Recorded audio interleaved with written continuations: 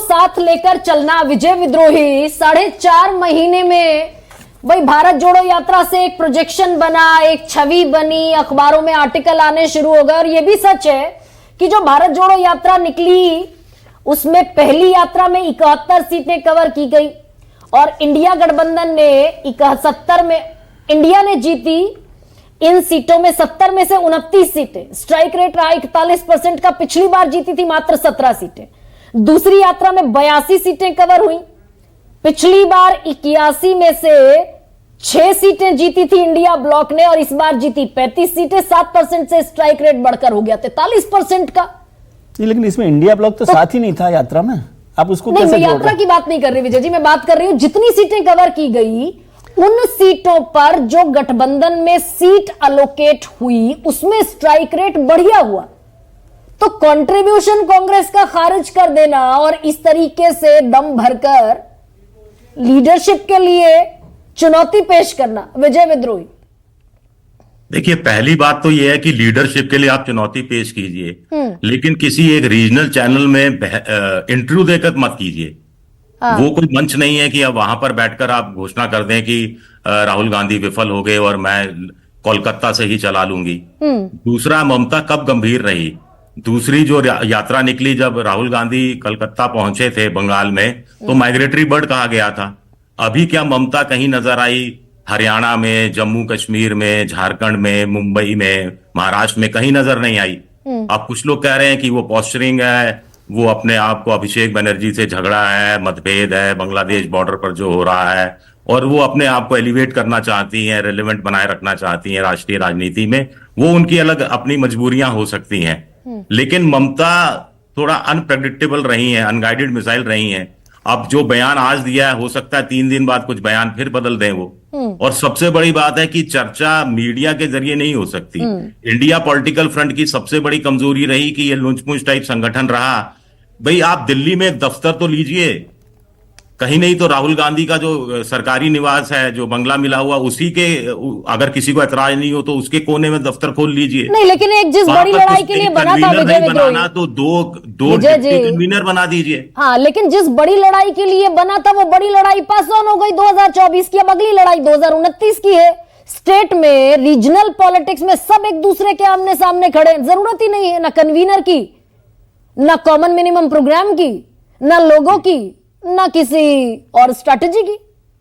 नहीं, देखिए, हरियाणा में और महाराष्ट्र की हार का सबक ये है कि बीजेपी एक एक वोट के लिए लड़ती है। बीजेपी, जैसे महाराष्ट्र में कहा गया कि उन्होंने 12,000 स्विंग बूथ छांटे, ऐसे स्विंग बूथ पर पूरा जोर लगाया, इतना माइक्रो लेवल पर वो जाती है। और ऐसे में हर चुनाव में पूरे इंडिया को एक होना पड़ेगा, एक एक वोट के लिए संघर्ष करना पड़ेगा। और ये काम ये नहीं हो सकता कि अब तो लोकसभा चुनाव 4.5 साल बहुत दूर है, अब तो अगले 1 साल में 2 चुनाव हैं। दिल्ली के अंदर केजरीवाल वर्सेस बीजेपी है, वहां कोई तीसरे का लेना देना नहीं है। महाराष्ट्र, और फिर उसके बाद नवंबर में बिहार आएगा, तब तक नीतीश कुमार की क्या भूमिका रहेगी कहा नहीं जा सकता। इसीलिए शांत बैठे रहो। मैं कह रहा हूं यही मौका है इंडिया पॉलिटिकल फ्रंट को मजबूत करने का, आपस में बैठकर विचार विमर्श करने का, अगर ये सारे धड़े एक साथ चाहते हैं। और ममता को अगर कन्वीनर बनना है तो बना दीजिए, किसने रोका है? नहीं, लेकिन ये हो कैसे पा रहा है विजय विद्रोही कि 29 सांसद जिसके हैं, एक क्षेत्र में सरकार है, एक प्रदेश में, वो 99 सांसदों वाली पार्टी पर ओवरसीड करना चाहती है, सुपरसीड करना चाहती है और सारे लोग सपोर्ट में खड़े हो जाते हैं। ये हो कैसे रहा है? दरअसल थोड़ा समझाइए कि अरिथमेटिक बिगड़ने से केमिस्ट्री बिगड़ रही है या केमिस्ट्री बिगड़ने से अरिथमेटिक बिगड़ा है? वो दाग का एक शेर है कि जीत से डरते हो दाग तो फिर जीते क्यों हो। जान जाती भी नहीं, जान से जाते भी नहीं। तो ये हाल है इंडिया पॉलिटिकल फ्रंट का कुल मिलाकर। और विजय त्रिवेदी साफ कर चुके हैं कि भाई चंद्रबाबू नायडू रहे, शरद यादव रहे हो, जॉर्ज फर्नांडिस रहे हैं, छोटी पार्टी का रहे हैं। और मुझे लगता है कि ममता कहीं ना कहीं राहुल गांधी को विफल घोषित कर देना चाहती हैं। तो ये तो सक्सेसफुल हो जाएंगी ना छोटी पार्टियां। भाई कांग्रेस का कोई बयान नहीं है इस पर। ममता बनर्जी ने जो कहा, राम गोपाल यादव ने कहा, चुप्पी है, खामोशी है। मैं आपसे फिर कह रहा हूं कि ये सब लोकसभा चुनाव अभी बहुत दूर है। अभी तो विधानसभा चुनाव की चिंता करनी है, वहां पर किस तरह से इंटैक्ट रहे। अब झारखंड में इंटैक्ट रहा, मोटे तौर पर, और वहां जीत गए। जम्मू कश्मीर में कांग्रेस का प्रदर्शन कमजोर रहा, लेकिन नेशनल कॉन्फ्रेंस का प्रदर्शन बहुत मजबूत रहा, तो वहां वो जीत गए।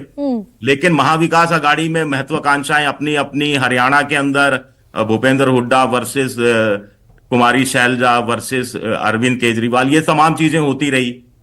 तो कुल मिलाकर सबको पता है कि अगर 2029 में अगर चुनाव, लोकसभा चुनाव तक ये इंडिया गठबंधन जिंदा रहता है और उसके अंदर अपोजिशन जीत कर आती है, तो सबसे बड़ी पार्टी कौन से होने वाली है सबको पता है। प्रधानमंत्री किसका बनेगा ये सबको पता है, इसमें तो कोई दो राय नहीं है। अगर जिंदा रहता है तो अपनी राजनीति साधने की कोशिश कर रही है, हाँ। और ऐसे समय में कर रही है जैसे कहते हैं ना कि